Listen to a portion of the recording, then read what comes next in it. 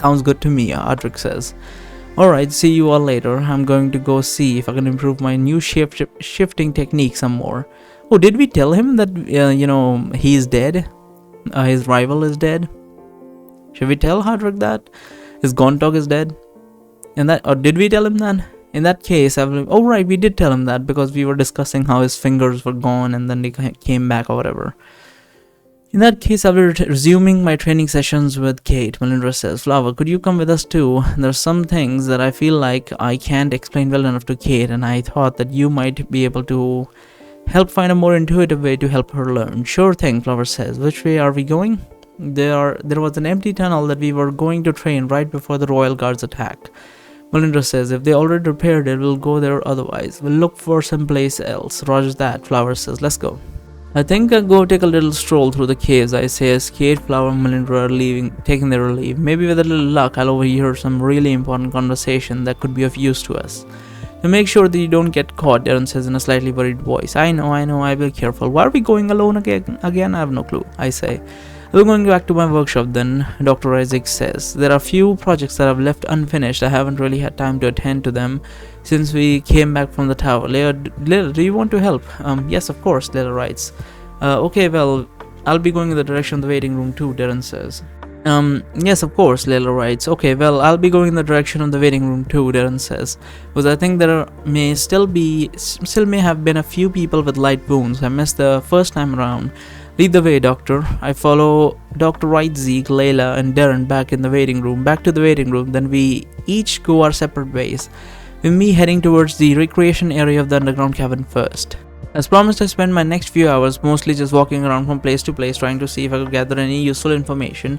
I visited most of the major areas such as the mess hall, living quarters, the infirmary, and the recreation area, but sadly I couldn't really achieve much more than confirm some of my suspicions.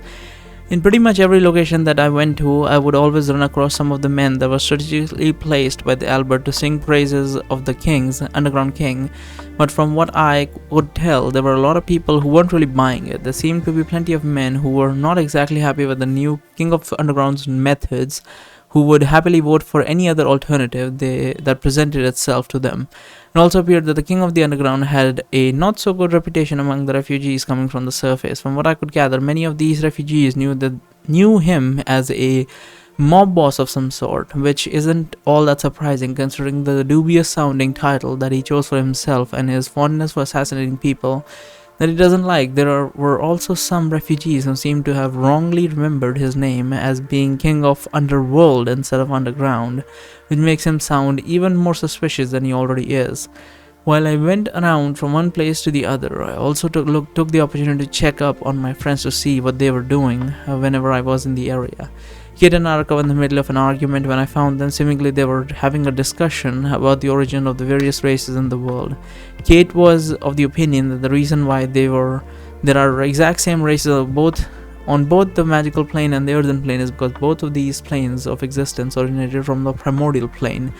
Araka disagreed with this hypothesis, saying that there was no solid proof to support a theory, and that even if these races were to have originated from the primordial plane, would still not explain why the Magium has a system in place for creating new spirits in the magical plane with the exact same race as before.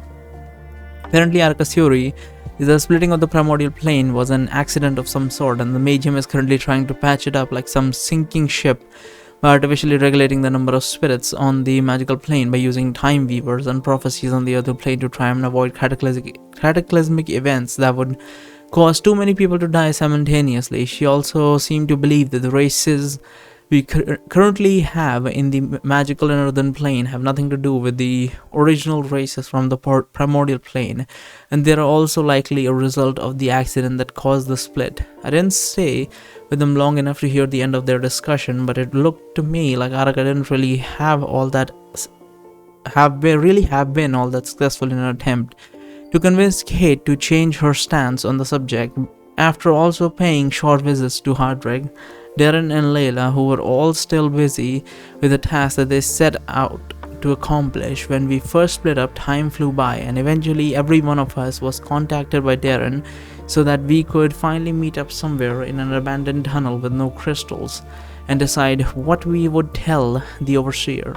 There was a rather long discussion with everyone giving their own different opinion, but after expending a lot of effort, I was finally able to convince my friends that our best course of action would be, I think, that we should agree with the overseer's plan to ambush the king instead of not doing that, because I believe that if all the rumors and everything are correct, and what we have seen so far in our face, King of the Underground seems a tyrannical leader, just the same as the King of All Ender. He's just hiding it really well.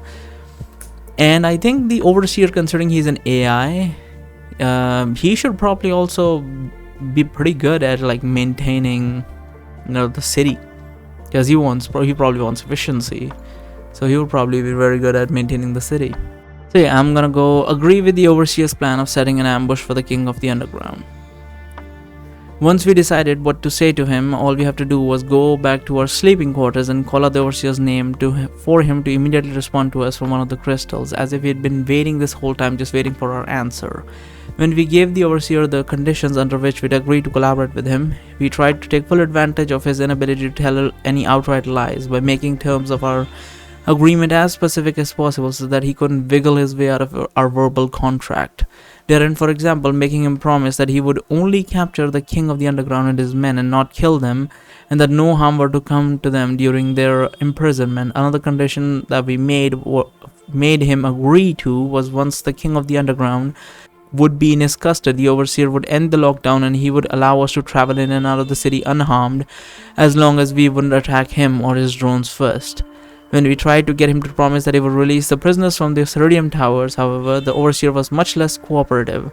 His answer was that with the way things are now, the mage prisoners are necessary for sustaining both the devices from the city and his drones, and he wouldn't be willing to free them until he'd find an alternate source of energy that would be as potent as the ones provided by the tower in their current form. Seeing that there was no compromise to be had in this fact, we were forced to give up on that particular demand for now, although we'd almost certainly bring it up again after the King of the Underground and his forces had been dealt with. After we were done giving the Overseer our demands, we all agreed to our newly formed pact. Then we asked him nicely to no longer spy on us, though, through the crystal, so that we could go to sleep. So does anyone feel like volunteering for the night shift? Darren asks us. Once you're done making our beds, we were going to do this with Layla, right? Yes, Barian and I will be taking the second night shift. It's alright with you, Layla writes. Of course, Darren says. Hardrick, you said earlier that you'd be okay with us taking the first shift, right? Sure, Hardrick says. We'll be drinking all night, so it's good to know that we'll have a few hours of sleep for the effect of the alcohol to wear off. I expect no less of an answer from you, Darren says. Anyway, get your bottles and follow me. We'll try to find a place with as few blue crystals as possible that still have a clear view of our room. As Darren and Hardrick went out of the door, the rest of us go to bed, and I manage to sleep for about 5 hours or so before Darren comes to wake me up. So Layla and I can... 5 hours? That's pretty much the whole night. I thought they were going to do like an hour or 1.5 hours or something or so before Darren comes to wake me up, so that Layla can take the second night shift. Once we find the corridor that Darren and Hardrick used before us, we sit down on the floor with our backs against the wall as we begin to talk. A few hours pass by without us even realizing it. Just like the last time when Layla and I sat down like this to talk, I continue to be amazed at how effortlessly we can jump from topic to topic without ever seeming like we are going to run out of subjects to discuss. In only a few hours, we've already spoken about magical theories, about creatures and plants that are native only to Varathia, even about obscure details regarding her father's techniques for making devices. However, despite the tedious nature of some of these subjects, for some reason I have not yet once felt bored throughout the entire conversation. It really does feel like I talk to her about anything. You know, I've always wondered about something, I tell Layla as she is sitting beside me with her legs tucked in front of her. How is it that you can be so talkative whenever you are alone with me or Kate? But when we are in a group, you barely write a word. Are you just not all comfortable around others? Is it a problem that you have with groups in general? I think it's more of a general problem, Layla writes as she takes a few seconds to think about what I've said. I haven't really had the chance to interact with groups ever since I was at the beacon. And back then I didn't have my stat device to write for me, so all I could do was sit silently in a corner without saying anything.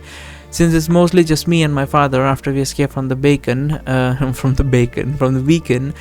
just can't seem to get comfortable with anything other than one-on-one conversation, no matter how hard I try.